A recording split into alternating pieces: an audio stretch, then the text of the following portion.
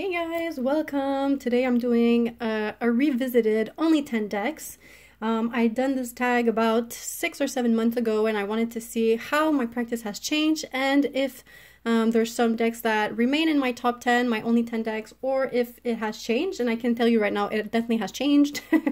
So here's my first one. I'm going to tell you about this one in a little bit.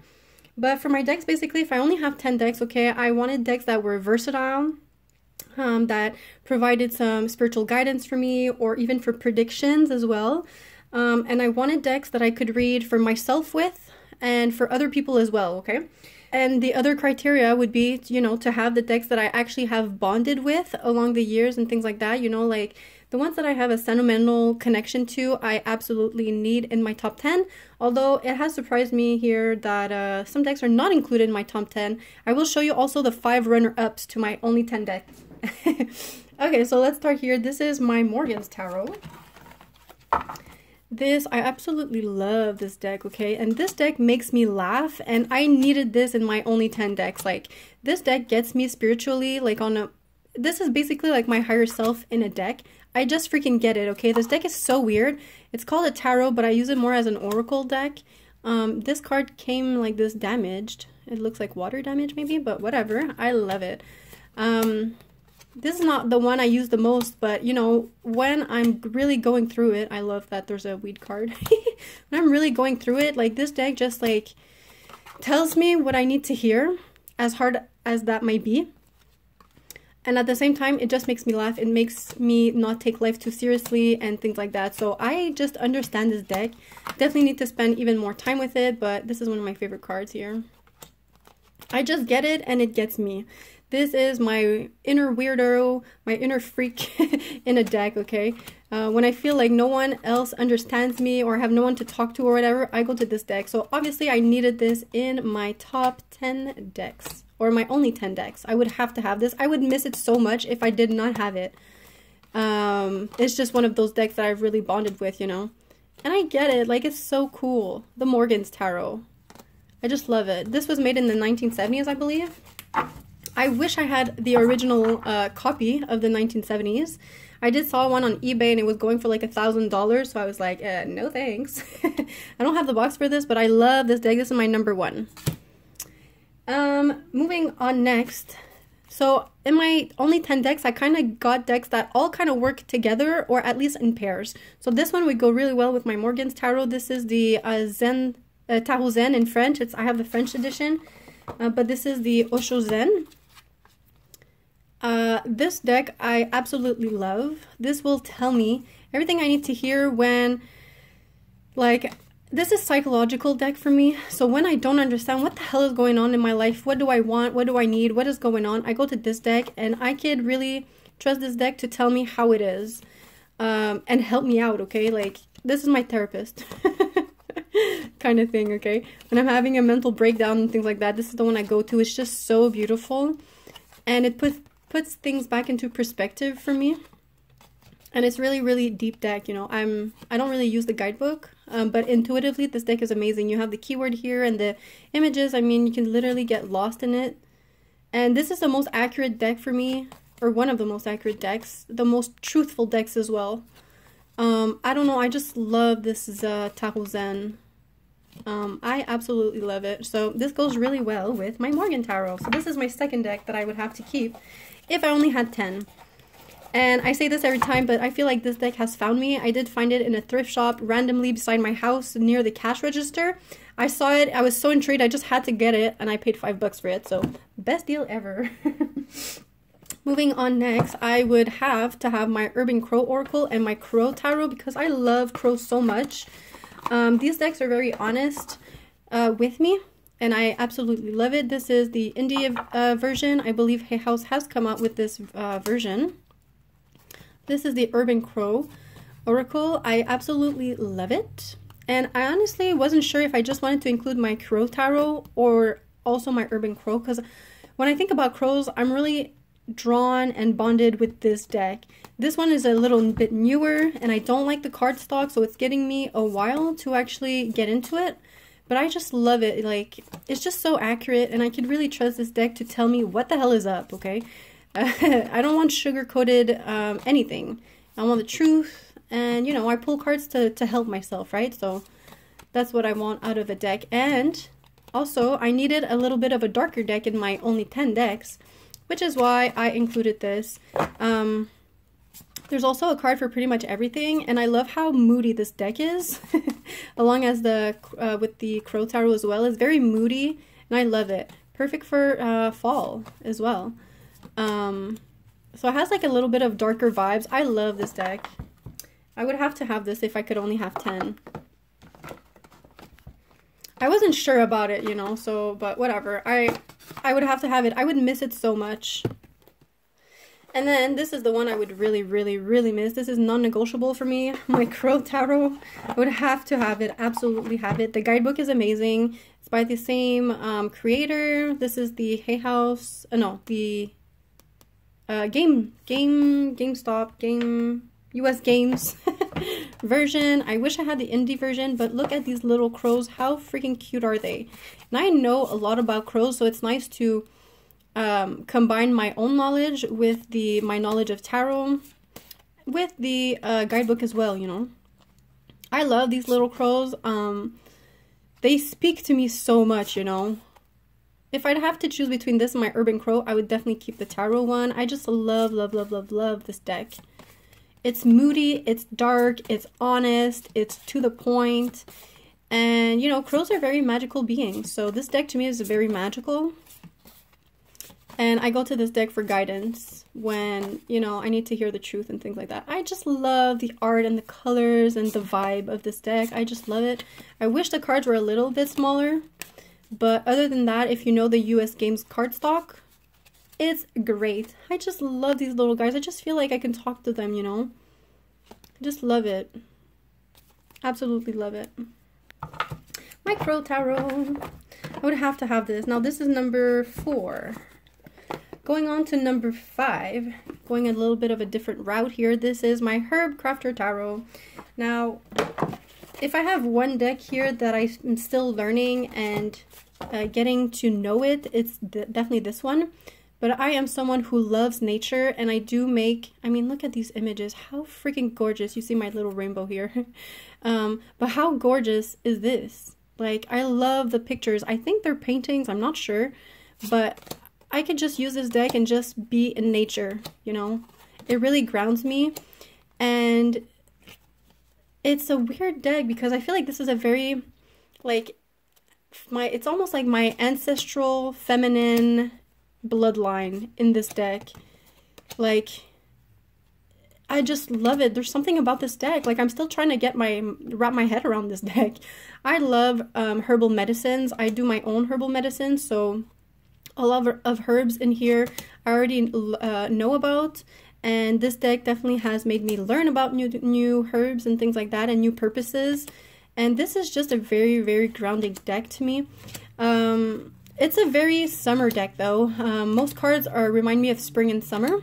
I wish there was a lot more fall cards or winter cards, although I think there's like 2 fall cards that I would represent as fall, and then 2 winter cards, so it's not much in a 78 card deck.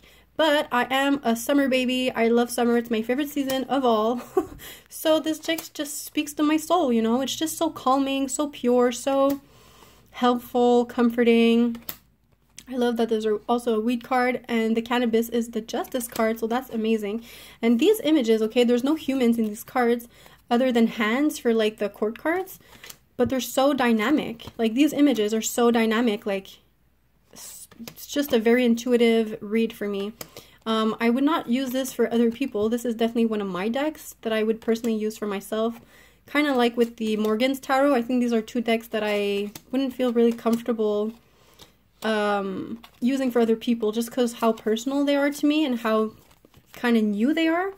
But I would have to have this. I think I would really miss this deck a lot. And how cute. Yeah. The only thing I don't like is that the court cards here, it's like written in another language. I think this is Spanish, if I'm not mistaken. I just wish they would have kept, you know, like Princess of Air, or this is the, what, the page, I think, the daughter, or paid? I don't even know. So that makes me think a little bit more when I have to be reading cards to figure out which is which. So it takes a little more time, but I'll get used to it. So the Herb Crafter is an amazing deck. I love it. This is my number 5. To go along with it, this is non-negotiable for me. If I would have to reduce my collection, I would have to have my Intuitive Life Coaching Oracle. This is just so good. The deck is big though. I usually like smaller cards, if you can tell. This one is pretty big, but it actually shuffles pretty well like this for me, so I don't really care. I've bonded with this deck with my heart and soul. And yeah, it's basically like your little life coach in a deck.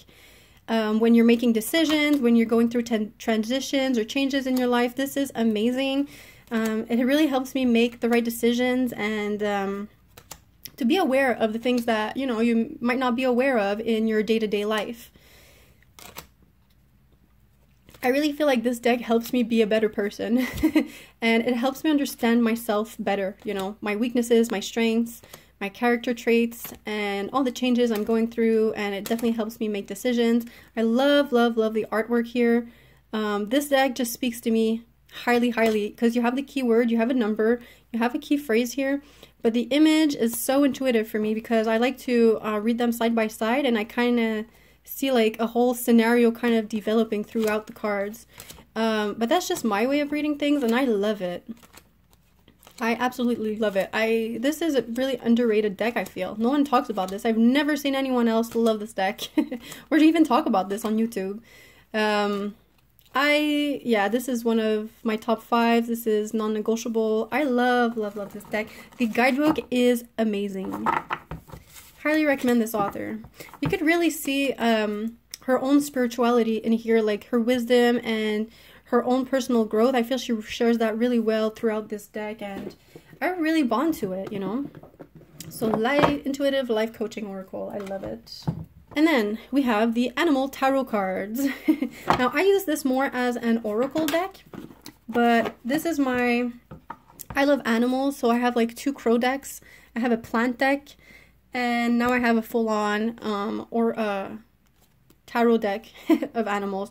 I love this for multiple reasons. I do love the artwork on here. I love that there's the number here and a whole freaking paragraph about the tarot meanings here. But it's really good. It works so well as an oracle deck. And again, it goes really well with my Herb Crafter and my next deck that I'm going to show you. So this is very versatile. I could pretty much read with anyone or about anything with this deck. And I love the animals on it. I don't know, animal spirits really speak to me, and so I just love it. I get a lot of information of here, with the little phrase here, with the name of the animal, and with my own tarot knowledge about each card, you know. And yeah, I just love this deck. I would totally need it. I mean, oh, how cute. It took me a while to actually get into this deck because when I bought it, I did not want to use it. I don't know, there was something about this deck that I loved so much. I would not use it for the life of me. But recently I pulled it out and I thought, hey, I'm actually going to use this deck because it's just so adorable. This is great for one card pull, like a daily card pull and things like that. It's just such a versatile deck, and I don't think this is in print anymore.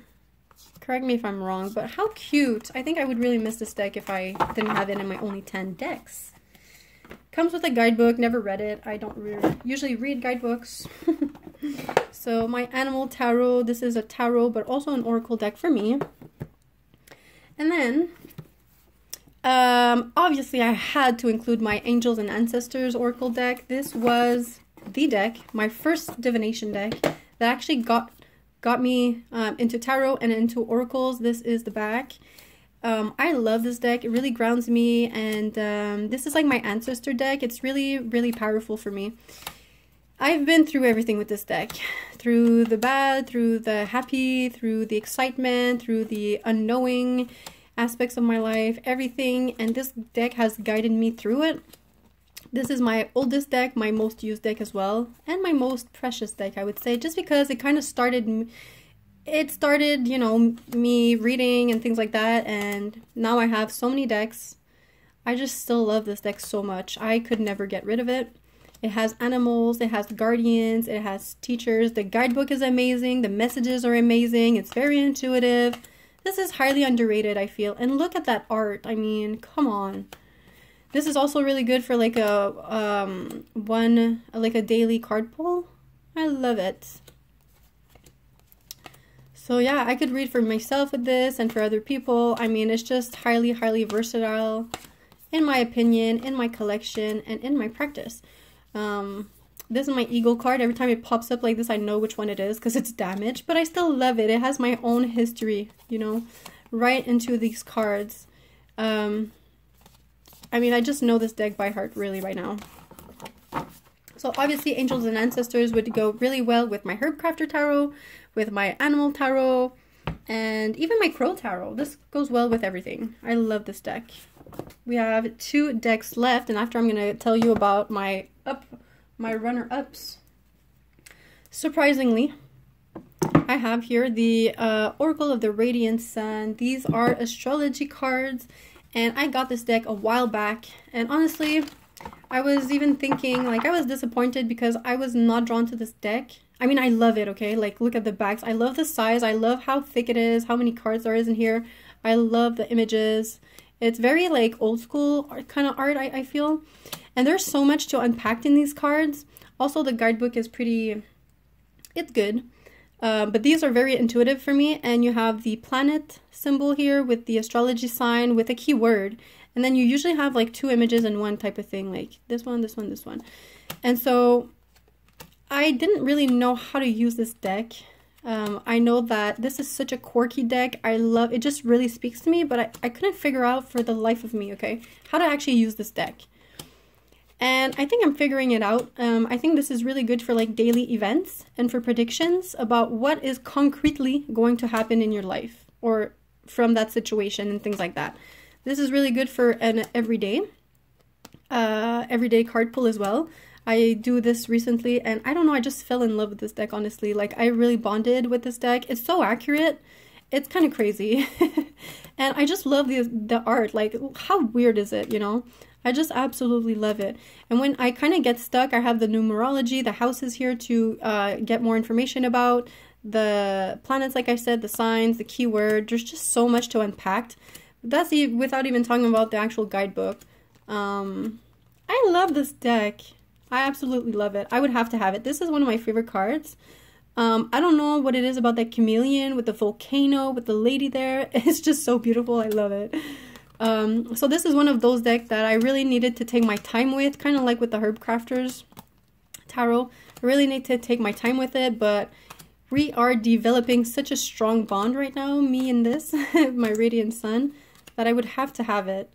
I mean, this is just the best Oracle deck. It literally includes everything, so absolutely love this one. This is the Oracle of the Radiant Sun, and I thought I was going to have to declutter this deck because it just sat on my shelf forever until I was ready to use it, you know, to its full potential. So I love it, and I'm so happy I did not declutter it because I would have regretted that so much. Last but not least, I needed a regular tarot deck. This is a Rider-Waite-Smith deck. This is Tarot Classic. It comes with an amazing guidebook this is by Barbara Moore.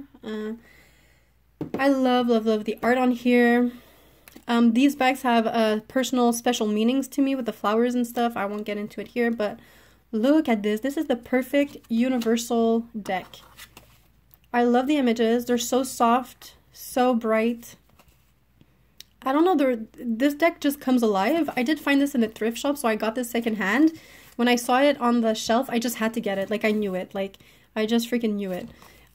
So this would be in my only 10 decks. This is my last one. This deck goes well with everything, for any type of reading. Very accurate. I love the images. Very inspiring. It really talks to me, you know. And I'm going to show you next the five decks that I have running, like my 5 runner-ups to my only 10 decks. And I'm surprised I actually chose this deck because it's more recent, but I just love the images so much. It really talks to me. This card reminds me of where I used to work before. I don't know, this is like, I've been there, you know. I've been there, I've seen people like this, like I've actually experienced this card. Not me personally, but like I used to work in like a homeless shelter. And it really brings me back to those days. And I don't know, I just love the art. I just love how each image is like the scenery and the actions in each card. It's just perfect, you know. Plus it's in French, so I can it's in my native language or my first language. The guidebook is amazing, honestly. So much information. It's so packed in there. It's crazy. So Tarot Classic, I love it. This would have to be in my only 10 decks because it's just so versatile, and you need a good Rider-Waite or a good Universal Tarot, right? So there we go. I would probably have this one in my purse. So that is my only 10 decks. So now I'm going to show you 5 decks that I'm surprised that I did not include, and I'll tell you a little bit about my reasoning why I did not include them. First, we have a Lenormand type of deck. I was thinking that I needed a Lenormand deck for predictions and things like that, and this is like my favorite Lenormand deck, or like one of my favorites. So I'm surprised that I did not include this because I love the little poem. You have like the card here, the playing cards, and I love how each, like I love the art, like how each image is depicted. I just love it. But I mean, I don't really use Lenormand that often, like ever. And I feel like I would just get so much more meaning and precise information from either like my Radiant Sun, any tarot deck that I have, and things like that. So I think that I don't really need a Lenormand deck in my practice, in my readings, if I would only have 10. Thank God that's not true though, right? Thank God I could actually have more than 10 decks, because this would be difficult to only have 10. Although it's a nice goal though. It's very minimalist. I like it. So that is my first runner-up. Well, they're not in order, but one of my runner-ups. Second, my Tarot of Trees. I love this deck. It lives in my purse at the moment, in my bag. I carry it with me everywhere. And like I said, I love trees, I love plants, but I'm thinking that my Herb Crafter Tarot just has a lot more meaning, a lot more type of plants, and it's just deeper for me. So I think if I could only have 10, I would pick the Herb Crafter over this one, because this is just a little cute deck, you know. But it's a little bit pippish, and although I do love trees, sometimes it falls a little flat for me, this deck. It's just like a little cute deck, you know, like nothing too deep. I just love the trees on here. They're so freaking cute. And yeah, I love the 7 of Cups. So yeah, this one I would prefer to have my Herb Crafter over this little guy. And then this is totally going back in my purse though. I love this deck.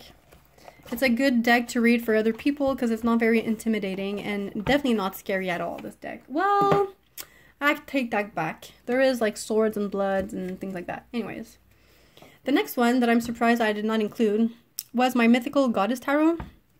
Now, it was either this one or my Angels and Ancestors, just because they serve a similar purpose for me in my collection. They're definitely...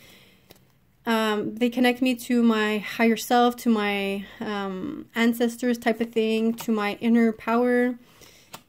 And this one is a newer deck, and it's a tarot deck. What I do like about it, I mean, I love the art, okay? I just really absolutely love it. And there's keywords here, and it's just great, okay? It's just in terms of guidance and of grounding and having like a message from my ancestors type of thing. I love this. I just have to pick my Angels and Ancestors because I've literally bonded with that deck through and through. Day after day, week after week, year after year. So this is a little bit newer in my collection and I love it. The guidebook is amazing as well. It has so much information on each card. That's why I was kind of torn. Like, oh, do I want my Goddess deck or do I want my Angels and Ancestors? And yeah, I think I had to go with that one because if I'm thinking about, oh, which one would I miss more? Like, which one am I literally emotionally bonded with? Is definitely my Angels and Ancestors. I could never get rid of it.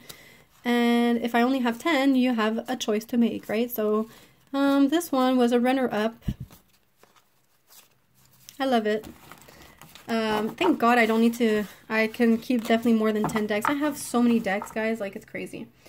Okay, so that was the other one. The other one is the Ethereal Visions. I'm really surprised I did not choose to keep this one. This is my first tarot deck ever. my most used, and it's really starting to be, you know, a little beat up, but I do love this deck. Here are the backs. The thing that I decided to do instead is to keep this one instead, because the cards are smaller, the images just have more character, I guess. This one is just really beautiful, and I do love it. It's very pastel-y, very soft, similar to this one, you know. I prefer to shuffle the other one though. And this one is the deck that got me started into tarot. So obviously I am emotionally bonded with this deck, but I don't really use it anymore, you know. Maybe I feel like I've outgrown this deck or something like that, but I haven't used this in so long, like a few years now. But I definitely, this is very nostalgic for me. I would have to keep it. Like, I keep this deck, I'm never gonna get rid of this deck, you know. So I guess if I could only have 10, I would have to keep this deck, but I wouldn't use it, so that's why I didn't put it in there. I don't know if that makes sense. It makes sense to me. Definitely keeping this deck forever. It's my first deck. This is this one, my Angels and Ancestors, and another Angel deck that I have is like my OG 3 decks that I'll have to keep forever.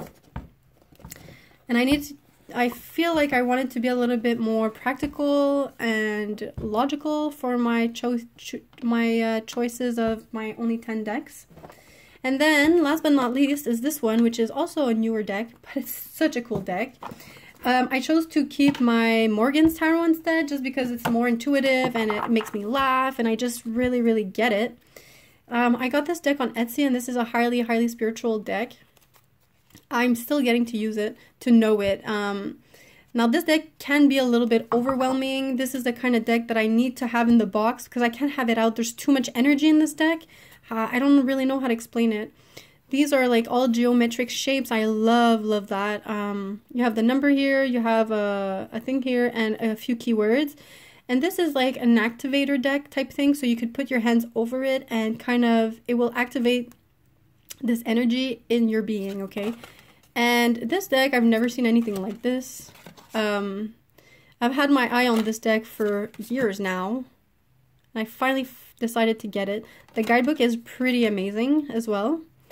And this is just, you know, highly intuitive, highly spiritual, and it's just overwhelming for me though, because I feel the energy of each card just like through the whole deck, okay? I can't have this out. Even looking through all the cards, it makes me nauseous sometimes because it's just too much. So if I would only have 10 decks, I don't think I would include this. Although it's a really, really amazing deck. It's just too much. Although I really do love it, and yeah. How cool is that, you know? Have you ever seen anything like this? Because I have not. Yeah, this is amazing. And you have like 80 something cards in here, or maybe 80, I'm not sure. Yeah. Also, I bought this on Etsy, like I said. The shop owner, the creator of this deck was amazing in customer service, so I highly recommend it. Go check it out, guys, if you're interested in this and if you feel drawn to it. I just love this. I've never seen anything like that. It reminds me a little bit of like 90s vibes, if you guys are that old. You know, like the earlier computer stages and stuff, like those kinds of graphics. So yeah, if I only had 10 decks, I wouldn't keep it, but I absolutely love it. I don't like when people put their faces on the box, so I had to Sharpie that out just because I feel like faces have a lot of energies in it, and I don't need people's faces in my decks. I don't like it when they do that, or put their face like right behind here. I don't like that either. I cross that out or something. No offense, that's just me. So that is my only 10 decks. I will go see my first only 10 decks to see how my collection has changed, or how my practice has changed throughout the few last months. I will probably be doing another one of this, I think like once or twice a year. It's really interesting to see how it changes for me. So yeah, let me know, what kind of decks would you have if you would only have 10? Let me know in the comments. I love reading your comments and I'm very curious. So that's all I had for you guys. I hope you enjoyed, and I'll see you next time. Bye!